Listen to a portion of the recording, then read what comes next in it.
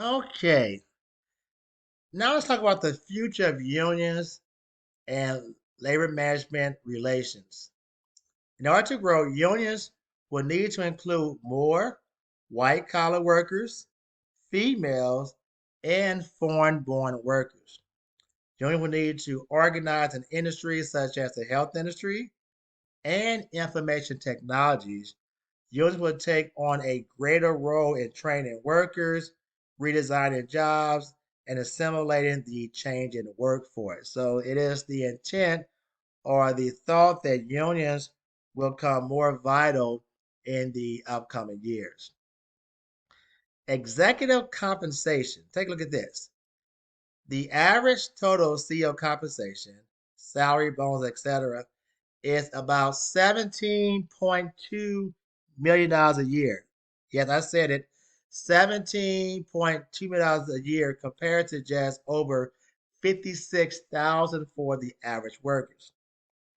Often CEO's compensation is determined by a firm's probability or increase in stock price. So that's not their average salary, but often because they have stock options, stock incentives.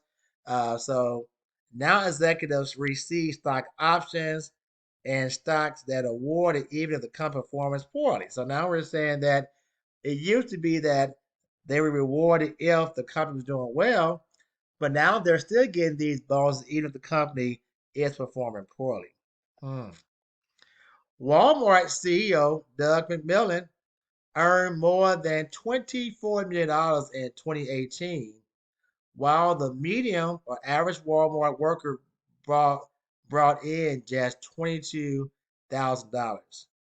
Now remember, it's the board of directors of the corporation that determines the executive compensation.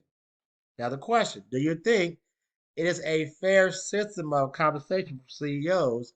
Do you think workers should have input into the salaries of the CEO? I love to hear your feedback pertaining to this matter. Okay.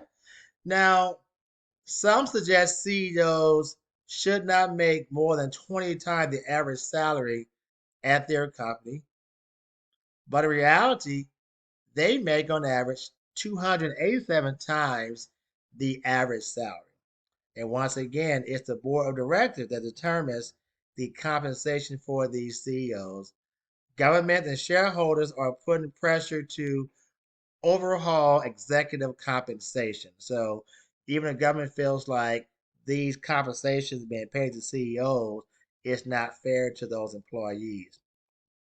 There was a passage of the Dodd-Frank Act that was passed was intended to give shareholders more say in compensation decisions, but I have to tell you that really has had little impact onto the salaries being paid to the CEOs. Okay? Plan for dollars or degrees. The NCAA, the National College Athletic Association, reaps big benefits and revenues from college athletics. However, college athletes aren't permitted to be paid a salary or receive gifts of compensation for their exploits on the gridiron of the court. When that does take place, those actual college athletes could lose their scholarships. Many fans and alumni are standing up and saying the players deserve a cut of the action. Now, California has passed legislation that challenged the NCAA ban on players having agents and signing endorsement deals. Now, of course, your textbook is somewhat outdated. As you all may know now, as of 2023, there's something called NIL deals, national image and likeness, which does allow college players to receive endorsement deals. And in fact, there are a lot of college players now making millions of dollars a year based upon their NIL agreement. So things have changed since your textbook was published. This slide just shows the highest paid athletes in the world. And again, remember that your textbook is at least about 2 years old. At the time it was published, Roger Federer was one of the highest paid athletes in tennis. Cristiano Ronaldo, Lionel Messi in soccer, and Neymar were some of the highest paid. Then we have LeBron James in basketball. These were some of the highest paid athletes when the book was published back in 2020. Okay? Pay equity. Are all employees paid a fair amount of wages? Are they? Well, this says women earn 81% of what men earn, often for doing the same job. The disparity varies by profession, experience, level of education, age, location, and other factors. So we're not saying that takes place in every job, but it has been shown that often women are paid a lesser salary than their male counterpart when doing the same job. Women earn almost 60% of the bachelor's and master's degrees awarded and more doctoral degrees. However, women are still underrepresented in managerial positions. So there has been a push to have more women taking on leadership roles within these different companies. This graph, you take a look at, it just shows the average salary broken down by age of a woman compared to that of a man. And you can see in every age group, the salary of the man is higher than that of the woman. In some groups, it's pretty significant. And again, there are things taking place to try to change the disparities gap between the salaries of men compared to women. Okay? Other issues that management have to deal with, things such as sexual harassment, which is looked upon as being unwelcome sexual advances, requests for sexual favors, and other verbal or physical conduct of a sexual nature that creates a hostile work environment. The sexual harassment laws cover men, women, and foreign companies doing business in the United States. Violations can be extremely expensive for businesses and lead to the fall of top leadership. Most companies now have their employees go through sexual harassment training so that you're aware of what is considered to be sexual harassment. So, quid pro quo, excuse me, sexual harassment involves threats like go out with me or you're fired. This is a situation where a manager tells an employee, if you don't do something in a sexual nature, that could lead in your termination. So, quid pro quo is an example of sexual harassment. A hostile work environment is conduct that interferes with the worker's performance or creates an intimidating or offensive work environment, meaning that as an employee, we have to be careful what we say, do, how we act, and make sure our actions are not offending another coworker in a sexual manner. Many companies have sexual harassment policies, but most employees don't know what it entails. So it's important that that employer makes sure that all employees are aware. So, like at the community college, we have to go through training each year regarding sexual harassment. Okay? You make the call. Two colleagues walk by you as one delivers the joke, the punchline to a very dirty joke. You feel the joke is inappropriate. Is this sexual harassment under the law? What do you think? Number two, an employee thinks she may have been sexually harassed when her boss complimented her skirt. She explained the circumstance to you and asks, wouldn't you be upset? What is your response? So, what would be your call on these two situations? Again, please send an email with your response to you make the call. Other issues deal with child care. Three-fourths of women with children under 18 are in the workforce. Over two-thirds of mothers with children are under the age of 6, meaning that those children may need some form of child care.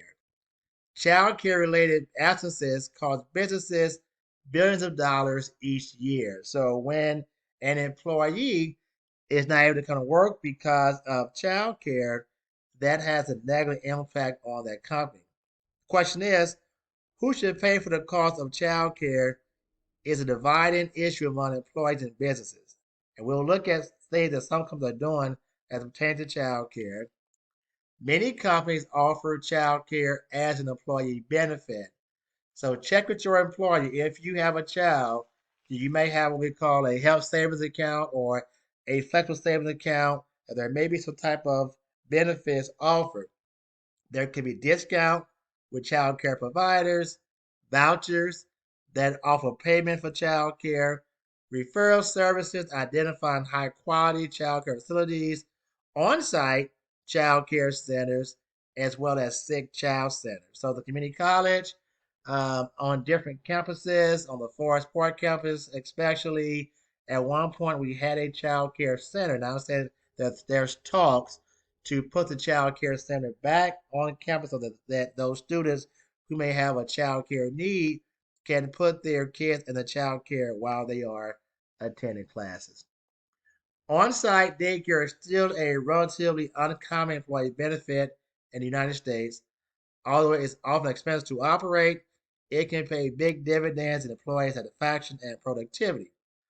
Who should pay for employee benefits like child care and elder care, the employee or the company? So, what do you think? Who should pay for this child care or elder care? Should it be the employee or should it be the employer? Now, what's elder care? About 56 million family caregivers provide unpaid care to an elderly person. So, whether it's a parent or a grandparent, caregiving obligations cause employees to miss about 15 million days of work per year, cost up to $34 billion annually in reduced productivity, absenteeism, and employee turnover. Many firms now offer employee assistance programs. So a lot of companies now they have assistance not just for child care, but for elder care as well. And now think about it, as more and more baby boomers are taking care of their parents while they are still working.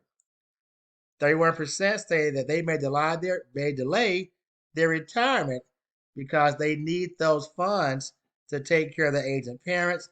The average cost of a home health care aide to take care of one parent, that's the average cost, is expensive. It could be over $4,000 per month. The average 65-year-old couple retirement can expect to pay about $235,000 in out-of-pocket expenses for health care. Adult children currently contribute $7,000 to $14,000 a year for nursing home, health care, and home aides for a parent. So, yes, it is very expensive to take care of our elderly parents, our elderly loved ones, but someone has to absorb this cost. Drug abuse and drug testing. Alcohol is the most widely used drug, with 6.4% of full time employees considered heavy drinkers. Over 8% of workers aged 18 to 49 use illegal drugs and are more likely to be in workplace accidents. Drug abuse costs the U.S. economy, look at this number, $820 a year in lost work, healthcare costs, crime, accidents, and other expenses. Over 60% of major companies drug test new employees. So, do you think these efforts are successful in reducing drug abuse in the workplace? So, 60% of major companies do random drug testing. I'm curious, does your job do random drug testing? Other issues in the workplace could be violence and bullying. It also takes place in the workplace. They report homicides. About 9% of all workplace deaths come from homicide. So bullying and violence is also an issue in the workplace. Okay? Here are some warning signs of possible violence: unprovoked outbursts of anger or rage, threats or verbal abuse, repeated suicidal comments, paranoid behavior, increased frequency of domestic problems. So most companies now have policies and training on how to deal with workplace violence. Okay? This concludes our chapter 12 lecture on employment and management labor issues. Bye bye.